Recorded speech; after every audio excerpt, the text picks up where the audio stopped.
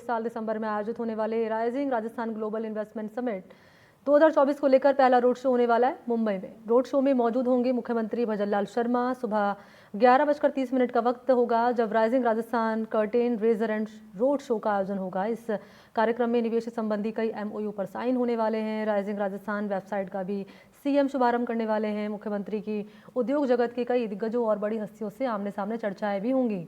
Rising Rajasthan global investment summit 2024 का आयोजन हो रहा है इस साल यानी कि 9, 10 और 11 दिसंबर को राजधानी जयपुर में। अगले 2 महीनों के दौरान राजस्थान सरकार दिल्ली, हैदराबाद, चेन्नई, जापान, दक्षिण कोरिया, सिंगापुर, यूनाइटेड अरब अमीरात, सऊदी अरब, यूनाइटेड किंगडम, जर्मनी में करने वाली है रोड शो।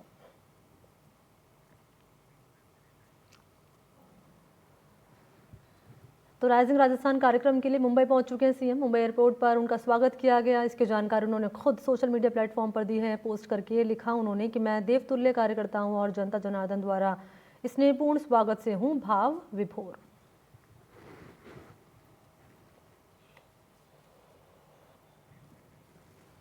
और एक ट्वीट आपके सामने लिख रहे हैं कि मां मुंबा देवी की पावन नगरी मुंबई आगमन पर एयरपोर्ट पर जनप्रतिनिधि, BJP पदाधिकारी, देवतुल्य कार्यकर्ताओं और जनता जनार्दन द्वारा किए गए स्नेहपूर्ण स्वागत से भाव विभोर हूँ। आप सभी के अतुल्य आत्मीयता, अगाध स्नेह और आदर भाव के लिए सभी का हृदय के अंतःकरण से आभार।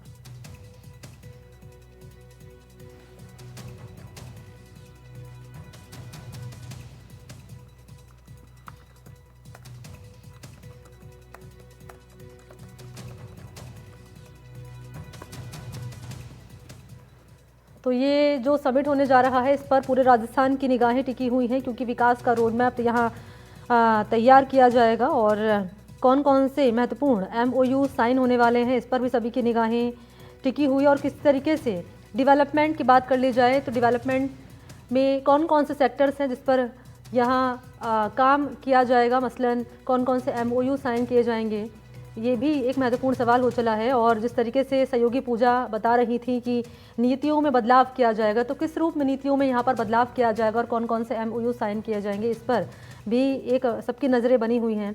ज़्यादा जानकारी लिए बातचीत के लिए इस वक्त मेरे साथ खास मेहमान डॉक्टर शिप्रा माथुर जी हैं, सीनियर जर्नलिस्ट इस वक्त मेरे साथ जुड़ चुकी हैं। शिप्रा जी, आपका स्वागत है NDTV राजस्थान पर। और सहयोगी पूजा भारद्वाज जो कि वहीं पर मौजूद है जहाँ पर ये समिट होने जा रहा है, लगातार हर जानकारी, तस्वीरें पहुंचा रही हैं। सबसे पहले पूजा मैं आपके पास ही आ रही हूँ, फिर शिप्रा जी का रुख करेंगे। अभी क्या तस्वीर नज़र आ रही, क्योंकि 11:05 का वक्त हो चला है, करीब 25 मिनट रह चुके हैं जब ये समिट का आयोजन होने जा रहा है।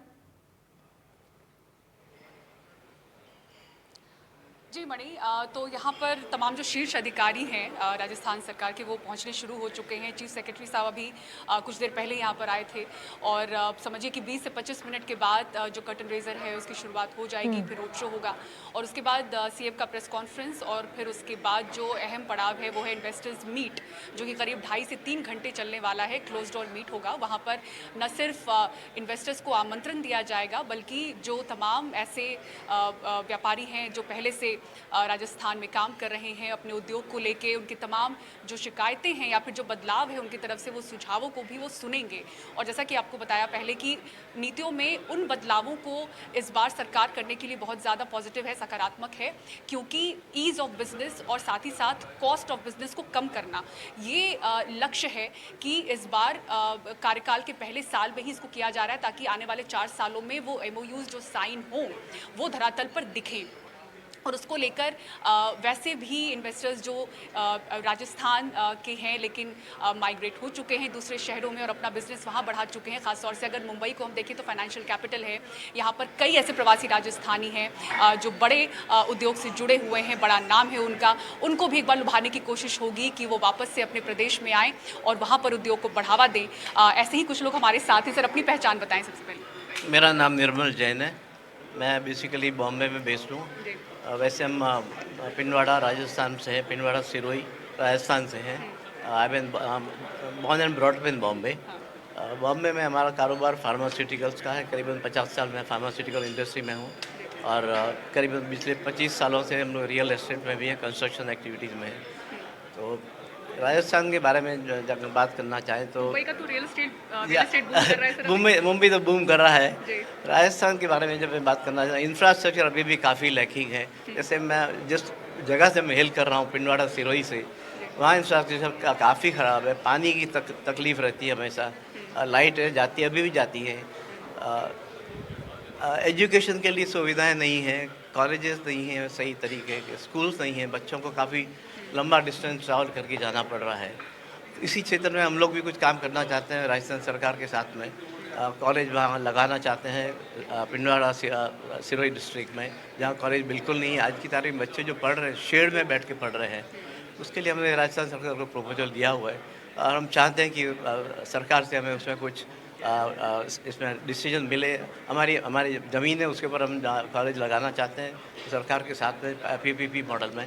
तो जल्दी से जल्दी हमें उसका कुछ डिसीजन मिले, हम ऐसी चाह रख रहे हैं राजस्थान सरकार का गवर्नमेंट से। फोकस है इस बार स्किल्ड बेस्ड इसको जी। लेकर भी है, जी, बिजनेसेस जी, को आगे जी, बढ़ाने की। जी। तो आपको कहाँ लगता है कि तब्दीलियों की ज़रूरत है? इसके साथ ही इस बार फोकस है कि 1 लाख से ज़्यादा युवाओं को रोज़गार मिले। तो स्किल्ड लेबरर्स की कितनी ज़्यादा कमी है और वो स्किल बेस्ड जो ऐसी ट्रेनिंग है उसमें किस तरह से आपको लगता है कि सरकार को और मेहनत करना चाहिए? और सरकार उसके लिए सकारात्मक भी है, इसको लेकर तमाम जो मंत्री बात भी करते हैं। आईटी रिलेटेड हैं, जैसे हॉस्पिटैलिटी रिलेटेड हैं। ये सारी जो इंडस्ट्रीज काफ़ी फ्लरिश हो रही हैं, सर्विस इंडस्ट्रीज फ्लरिश हो रही है। तो इतनी स्टार्टअप्स के आबादी लिए है, सक्षम करना। इतनी आबादी है राजस्थान में, उनको सही तरीके से ट्रेनिंग नहीं मिल रही है। तो अगर एजुकेशनल इंस्टीट्यूट है जो ये सारे कोर्स चलावें, एक बार इंस्टीट्यूट हो तब तो कोर्स चलेंगे। तो उन लोगों को बच्चे आज कुछ उनको डायरेक्शन ही नहीं है, दे आर लॉस्ट। तो इस तरह की सुविधा कुछ खड़ी की जाए और कॉलेज इंस्टीट्यूशन खड़ी किए जाए जिसमें बच्चों को सही तरीके से ट्रेनिंग मिले इन सभी फील्ड्स में। तो मेरे ख्याल से काफ़ी एजुकेशन लेवल का बढ़ जाएगा और एम्प्लॉयमेंट की अपॉर्चुनिटीज बहुत बढ़ जाएगी। ये मेरा फार्मास्यूटिकल और रियल एस्टेट से सर आप जुड़े हुए हैं, कहाँ पर आप देख रहे हैं राजस्थान को इसमें लैग करते हुए? फार्मास्यूटिकल्स में इनफैक्ट हमने करीबन 1980 में फार्मास्यूटिकल इंडस्ट्री लगाई थी राजस्थान में। हम लोग हिमालय ड्रग्स जैसे प्रोडक्ट्स या जॉनसन जैसे प्रोडक्ट्स वहाँ पिंडवाड़ा में बना रहे थे। उस समय मैडम पानी की सुविधा नहीं थी, लाइटें ज़्यादा नहीं थी, बार बार कम्युनिकेशन नहीं था, टेलीफोन सिस्टम्स नहीं थी, ईमेल्स कुछ उस ज़माने में तो थे ही नहीं। पर ऑफकोर्स काफ़ी सीनरी चेंज हो गया है, पर फिर भी जो छोटे छोटे डिस्ट्रिक्ट्स हैं, बैकवर्ड डिस्ट्रिक्ट नहीं कहूँगा, काफ़ी इम्प्रूव हो रहे हैं। तो वहाँ अभी भी सुविधाएं बहुत कम है, इंफ्रास्ट्रक्चर, पानी, लाइट की बहुत तकलीफें हैं। इवन एग्रीकल्चर इंडस्ट्री भी वहाँ फ्लरिश नहीं हो रही, क्योंकि एग्रीकल्चर है ही नहीं कुछ, पानी के बिना आदमी क्या करे।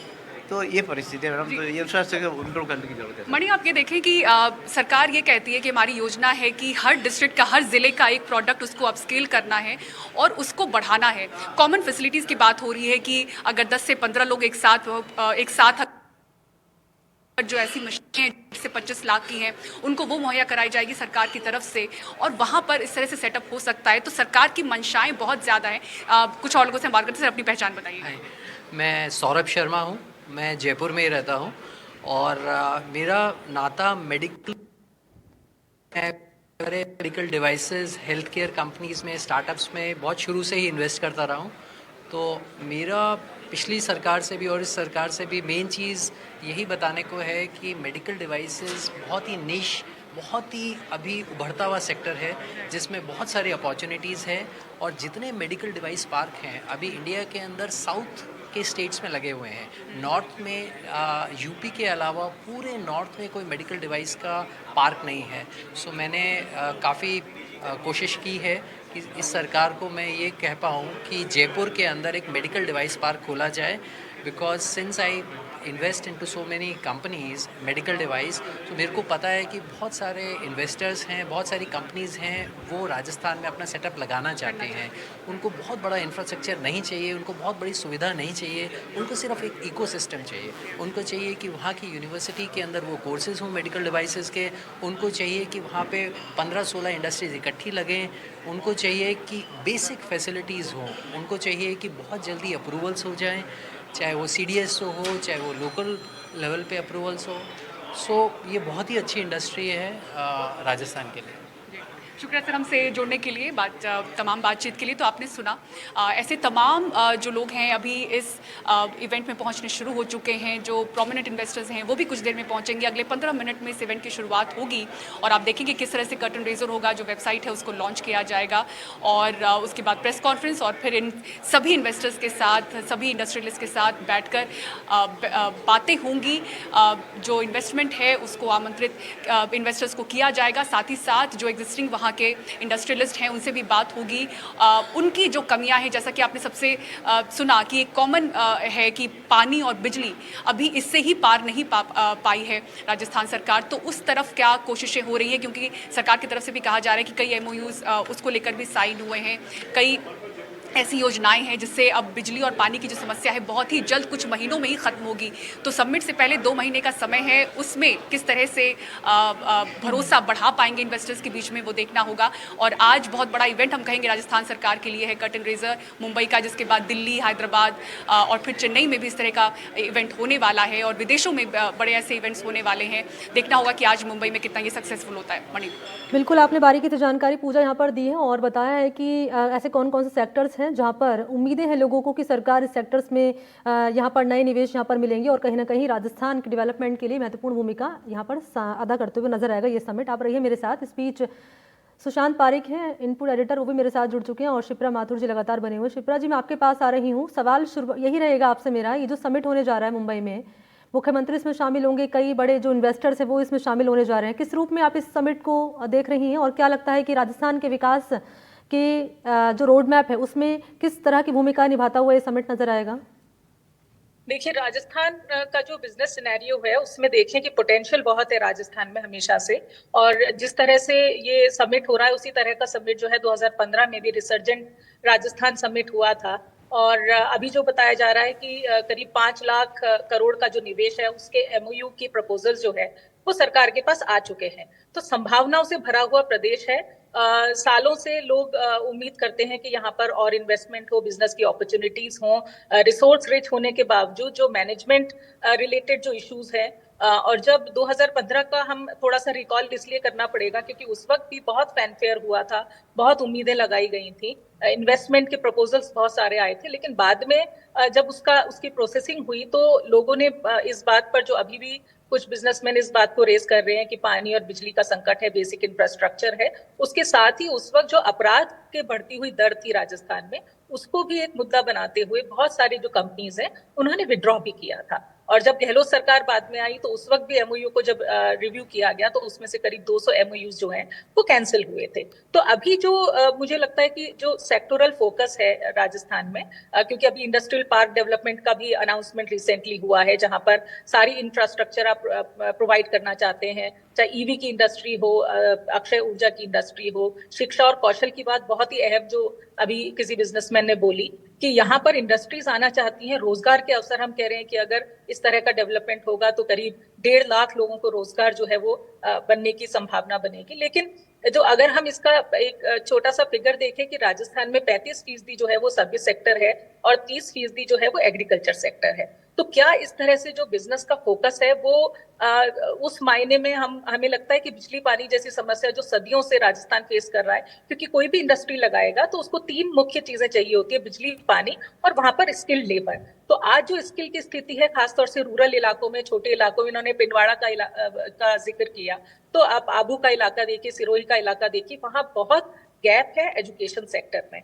तो अच्छी बात है, एक उम्मीद तो है ही कि बिजनेस का इंटरेस्ट या उनका इंटरेस्ट जगाने की कोशिश कर रही है सरकार। और इसको लेकर ये प्लानिंग भी अच्छी है कि सेक्टोरल यानी अलग अलग रीजन्स में भी इस तरह की मीटिंग्स होंगी, अलग अलग शहरों में ये मीटिंग्स होंगी। CII के माध्यम से दुनिया भर में अभी इस तरह के रोड शोज जो हैं वो और भी होंगे, तो आप अट्रैक्ट तो कर लेंगे। लेकिन अगर आप, पूजा ने जैसे बोला कि धरातल की जो हकीकत है अगर ख्याल नहीं किया गया तो ये सब चीजें उसका ये हश्र ना हो जो कि 2015 में हमने देखा था।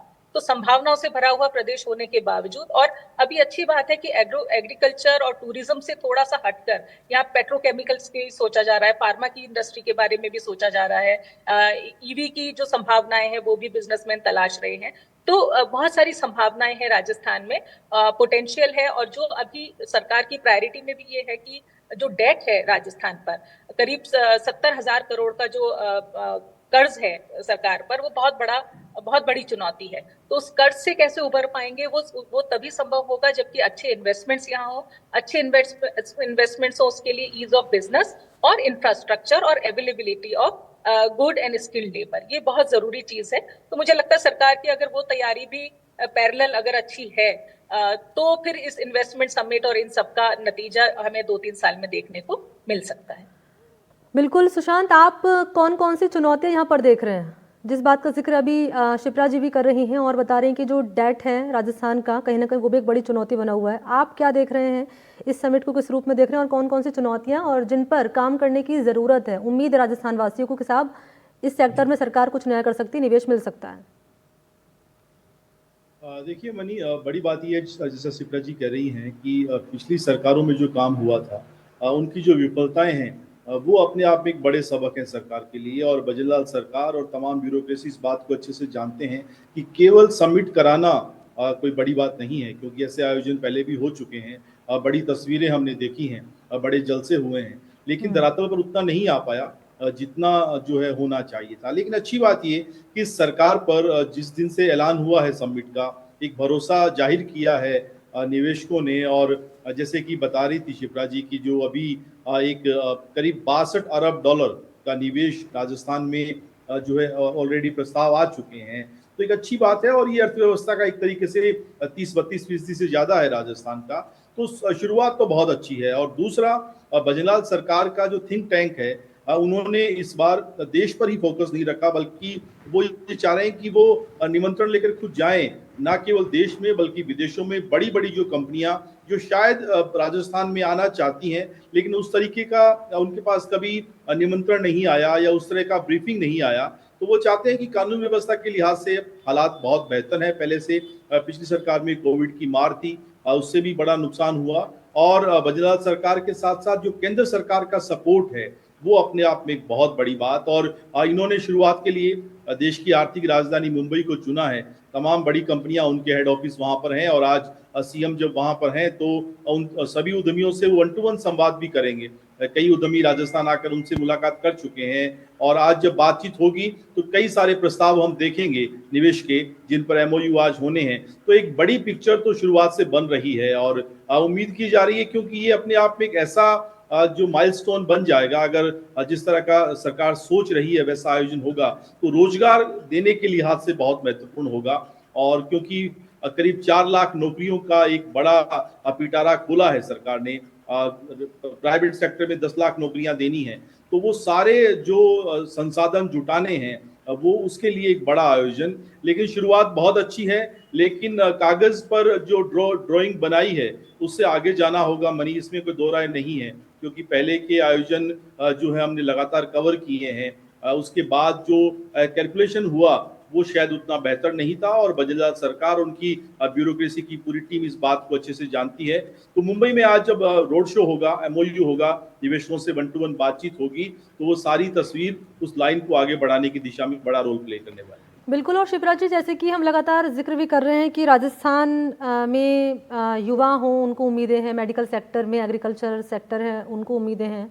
लेकिन बात कर ली जाए टूरिज्म सेक्टर, क्योंकि Rajasthan is known for its tourism, तो क्या लगता है क्या इस सेक्टर में भी यहाँ पर काम किया जा सकता है? संभावना है, क्योंकि राजस्थान का टूरिज्म का जो मामला है वो खास तौर से वेस्टर्न जो हमारे राजस्थान के इलाके हैं, उदयपुर का इलाका है, जोधपुर है, जैसलमेर, यहाँ तक सीमित रही है। लेकिन आप देखिए कि सरहद से लगे इलाके, जैसे बाड़मेर का ही मैं बात करूं, और बीच में किसी से बात भी हो रही थी कि सरहद के इलाकों की जो एक खूबी है, उन इलाकों में अगर टूरिज्म की संभावना बढ़ने पर सरकार फोकस करे, क्योंकि जैसलमेर और जोधपुर जैसे लोग हैं, जो इलाके हैं, वो अब वहां पर अब बहुत एक्सेस हो चुका है। वहां ऑलरेडी वहां पर टूरिज्म का बहुत ज्यादा आवक है, बहुत ज्यादा स्टैग्नेशन एक तरह से है कि उसके बियॉन्ड अब नहीं जा सकते हैं।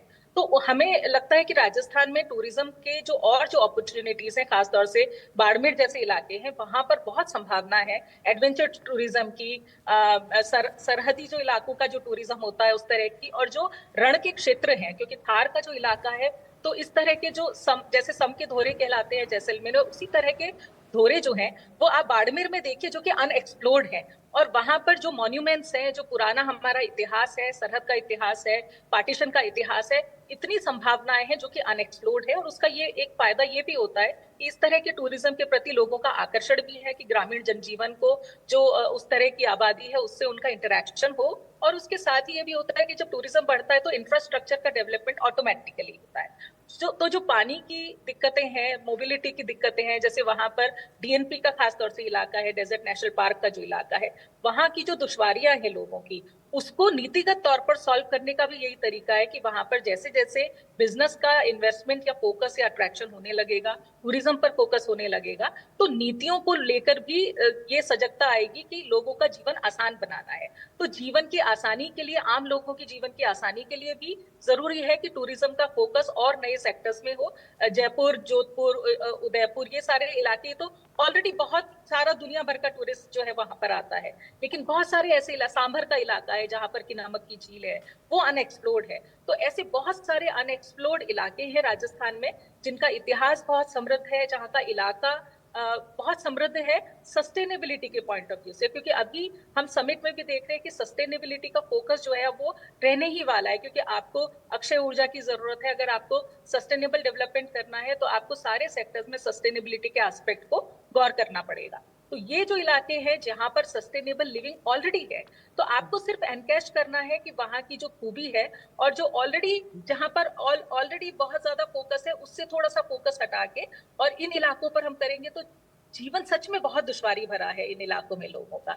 और खासतौर से जो बिल्कुल बॉर्डर के इलाके हैं, तो बॉर्डर के इलाकों को अगर हम फोकस कर पाए तो टूरिज्म की संभावना, और ये कुछ बातों में, कुछ पिछले दिनों में टूरिज्म मिनिस्ट्री के लोगों से भी जब थोड़ी बहुत बातचीत किसी सिलसिले में हुई, तो हमने सबने सजेस्ट किया कि ऐसे इलाकों को आप फोकस कीजिए, क्योंकि राजस्थान अपार संभावनाओं वाला प्रदेश है। और यहाँ की पहचान देखिए, ऊंट और रेगिस्तान और मिट्टी से पहचान राजस्थान की हम मानते हैं। तो इन इलाकों को टूरिज्म के लिए अगर हम इस्तेमाल कर पाए, और बिजनेस डेवलपमेंट की जो और दो सेक्टर्स है, जैसे इंडस्ट्रियल सिटीज का डेवलपमेंट है, जोधपुर, पाली, मारवाड़ का जो इलाका है, जिसको कि जो 12 सिटीज का अनाउंसमेंट सरकार ने कल किया है, उसमें उसका डेवलपमेंट भी पैरेलल हो रहा है। तो वो जो सारा सर्किट है उसमें टूरिज्म तो डेफिनेटली, आपने बहुत अच्छा पॉइंट उठाया कि टूरिज्म जो है वो पहचान रहा है राजस्थान की, और संभावनाएं हमेशा रहेंगी। और ये जो समिट है इसका भी मैं जब डिटेल पढ़ रही थी तो इसमें भी टूरिज्म सेक्टर को भी ऐसा नहीं है कि दरकिनार किया गया है, उसको भी बहुत फोकस किया है। यहाँ का पहनावा, यहाँ का खान पान, यहाँ की सस्टेनेबिलिटी किस तरह से उसको एड्रेस करते हैं, पानी की कमी के बावजूद किस तरह से लोग रहते हैं, किस तरह से प्रेम प्यार है लोगों में, ये सब मुझे लगता है कि संभावना है इस राजस्थान में जिसको कि एक्सप्लोर किया जाना चाहिए। और सुशांत, क्योंकि अभी पूजा जब हमारे साथ जुड़ी थी वो बता रही थी कि MOU साइन तो होते हैं, लेकिन 80% MOU ऐसे होते हैं जो साइन तो हो जाते हैं लेकिन उन पर काम नहीं होता, वो लास्ट मोमेंट पर आकर रद्द हो जाते हैं। इस बार क्या इन नीतियों में बदलाव किया गया, जो तस्वीर हमने पहले देखी थी वो फिर से ना बने? देखिए मनी, डिपेंड करता है कि प्रदेश की स्थिति क्या है, ब्यूरोक्रेसी कैसे काम करती है, क्या केवल महज जो है खानापूर्ति के लिए इस तरह के आयोजन होते हैं। और मैं जो बता रहा था कि पहले के जो आयोजन हुए उनसे सबक भी लिया है इस सरकार ने, और एक बाकायदा एक टीम बनाई गई है अलग से जो लगातार इस पर मॉनिटर भी कर रही है, डे टू डे रिपोर्ट कर रही है। और अच्छी बात ये कि केंद्र सरकार को भी लगातार इसकी रिपोर्ट जारी है, क्योंकि जो तालमेल अगर हम देखें राजस्थान और केंद्र सरकार के बीच, मंत्रियों के बीच, तो बहुत बढ़िया है। और आप टूरिज्म की बात कर रही थी, गजेंद्र सिंह शेखावत के पास जिम्मा है और वो लगातार इस बात की संभावनाओं पर काम कर रहे हैं। पहले ही दिन से उन्होंने शुरुआत कर दी थी कि राजस्थान में जो गिने चुने जो मानचित्र पे जो हैं उससे कैसे आगे बढ़ा जाए, कैसे जो ग्रामीण टूरिज्म की बात हम लगातार कर रहे हैं लेकिन उस दिशा में काम नहीं हो पाया। जैसलमेर की बात होती है, उदयपुर की बात होती है, या फिर जयपुर, या फिर जो हाड़ौती के कुछ इलाके हैं, लेकिन पूरा राजस्थान एक्सप्लोर किया जा सकता है। बहुत सारे ऐसे सेक्टर अनछुए हैं जहां शायद अभी तक संभावनाएं बहुत है लेकिन काम नहीं हुआ। और सोलर ऊर्जा, अक्षय ऊर्जा जिसकी हम बात करते हैं, उस दिशा में इतनी संभावनाएं हैं कि शायद आने वाले दिनों में राजस्थान देश का सबसे बड़ा मॉडल स्टेट होगा इस दिशा में, क्योंकि जो है साल भर यहाँ पे सूरज की रोशनी और जिस तरह से कंपनी आ रही हैं, बड़े बड़े ग्रुप आ रहे हैं। हाल ही में कुछ जमीन भी जो है वो अलॉट हुई है बिजली के लिहाज से, बहुत महत्वपूर्ण फैसले सरकार के कंपनियों को अक्षय ऊर्जा के लिहाज से। तो ये सारी चीजें बता रही हैं। फिर इसमें केवल इस 2 सेक्टर पे नहीं, चाहे वो एजुकेशन की बात हो, कैसे बड़े ग्रुप राजस्थान में आए और खासतौर पे बाहर की कंपनियां आएँ। अगर हम ईवी की बात करें तो जापान जब मुख्यमंत्री भजनलाल शर्मा जाएंगे या फिर सिंगापुर जाएंगे तो फिर इस दिशा में भी काम होगा और कई ऐसी इंडस्ट्री हमें आने वाले समय में देखने को मिल सकती हैं, क्योंकि सरकार की आने वाले दिनों की आर्थिक जो स्थिति है उसका काफी कुछ दारोमदार इस पर रहने वाला है और ये बात अच्छे से जानते हैं भजनलाल शर्मा, उनकी टीम अच्छे से जानती है। तो इस बार चूंकि संभावनाएं न के बराबर हैं, लेकिन फिर भी अगर ये माना जाए कि अगर 100% में से 60, 65, 70% भी धरातल को उतार लिया जाए तो अपने आप में वो भी बहुत बड़ी कामयाबी होती है।